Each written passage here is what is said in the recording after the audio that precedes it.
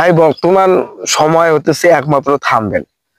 এই থাম্বনেল কথাটাই এই জন্যই বলতেছি যে আপনারা ভিডিও কেমন কোয়ালিটি হয় হোক, যদি আপনাদের যে থাম্বনেল যদি ঠিক থাকে ভাই, অনেকেই দেখা যাচ্ছে যে আমরা কিন্তু থাম্বনেল না বানাইতে পেরে আমরা কিন্তু আর সফলতা হতে পারি না, কেননা আমার লং ভিডিওতে তেমন একটা ভিউ আসে না।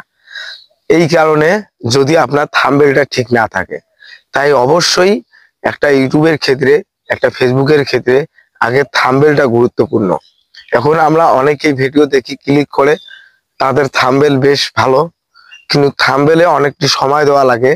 যেমন আমি এই ভিডিওটি তৈরি করতেছি, আমি এই ভিডিওটি শুধুমাত্র নয়েজ বাড়িয়ে দিব, হয়তোবা পিছনে ব্যাকগ্রাউন্ড কিছু করে দিব, না হলে নাই, কিন্তু আমার নয়েজটা একদম বাড়িয়ে দেওয়া লাগবে, কেননা আমার কথাগুলো যাতে অডিয়েন্সরা ভালো করে শুনতে পারে, তাই আমার নয়েজটি বাড়িয়ে দেওয়া লাগবে। কিন্তু একমাত্র আপনার ভিডিওটি ক্লিক করবে অডিয়েন্সরা, তারা শুধুমাত্র থাম্বনেলের কারণে।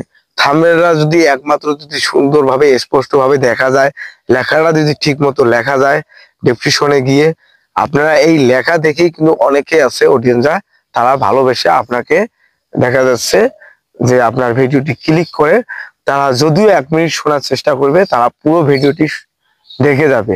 কেননা একটি গুরুত্বপূর্ণ হচ্ছে থাম্বনেল। আমি আজকে এই কথাটি বারে বারে বলতেছি এই জন্যে, যারা ভাই আছেন নতুন কন্টেন্ট ক্রিয়েটর, তাদের ক্ষেত্রে বলবো আগে ভাই থাম্বনেল বানা শিখুন।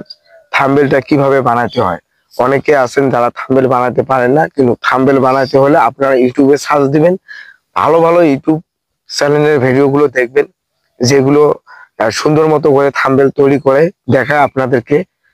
বিশেষ করে আপনারা পিক্সেল অ্যাপটা ইনস্টল করে ওখান থেকে আপনারা ভালোভাবে কিন্তু থাম্বনেল গুলো তৈরি করানো যায়। অনেকে আছেন যারা থাম্বনেল তৈরি করতে চাচ্ছেন, কিন্তু আপনাকে সর্বপ্রথম 2 দিন সময় দিতে হবে, অথবা 2-3 দিন সময় দিতে হবে, এরপরে আপনি কিন্তু একাই থাম্বনেল বানাতে পারবেন। এটা আমার কথা না, এটা আপনি চেষ্টা করলেই কিন্তু পাওয়া যাবে। আর আপনি যখন ভাববেন যে আমার দ্বারা থাম্বনেল হবে না, আমার দ্বারা হয়তো বা ভিডিও বানা হবে না, তাহলে ইনশাল্লাহ তাহলে আপনি পারবেন না। কারণ আগে থাম্বনেলটি বানা শিখতে হবে, এরপরে আপনাকে অডিয়েন্সের ক্ষেত্রে কিছু বলা লাগলে আপনার মূলত মেটা ভেরিফাই করতে হবে, কেননা তাদের সাথে আপনাকে কন্টাক্ট রাখতে হবে। এই কারণে কন্টাক্টটি রাখতে হবে যে তারা কি কি আপডেট গুলো দিয়ে থাকে। অনেকে আছেন যারা আপডেট গুলো দিয়ে থাকে, দেখা যাচ্ছে আপনার সেক্ষেত্রে কিন্তু আপনারা জানেন না, অনেক কন্টেন্ট ক্রিয়েটর আছে তারা আগে জানিয়ে দেয়, ওই ক্ষেত্রে কিন্তু দেখা যাচ্ছে তারা আগে ভিউ ভালো পরিমাণ আনে, ওই ক্ষেত্রে তারা কিন্তু প্রচুর পরিমাণ তাদের রিচ এঙ্গেজমেন্ট গুলো বাড়িয়ে যায়, ওই ক্ষেত্রে তাদের মিলিয়ন মিলিয়ন ফলোয়ার এসে যায়। তাই অবশ্যই আপনারা মেটা ভেরিফাইটি করতে হবে। ফেসবুকের ক্ষেত্রে এটাই খুবই গুরুত্বপূর্ণ। এটি হয়তোবা আপনাদের এমন হতে পারে কখনো আপনার ফেসবুক পেজটা হারিয়ে যাবে না, অথবা আপনাদের কখনো কেউ মূলত কপিরাইটও দিতে পারে না, এটা খুব সহজে সমাধান করতে পারবেন। দেখা যাচ্ছে অনেকে সাম ইস্যু এসে থাকে, কিন্তু এই সাম ইস্যু নিয়ে অনেক জনে ভাই আছে ফেসবুকের কাছে রিপোর্ট করেছে, অনেক তথ্য দিয়েছে, অনেক কিছুই বলেছে আমার ভুল স্বীকার, আমি ক্ষমা প্রার্থ, আমি এই ভুল করেছি, কিন্তু তারাও কিন্তু সহজে এই সাম ইস্যুটা কিন্তু তারা তুলতে পারেনি। যাদের ভাই মেটা ভেরিফাই আছে তারাই কিন্তু তুলতে পেরেছে, আশা করা যায় বুঝতে পেরেছেন।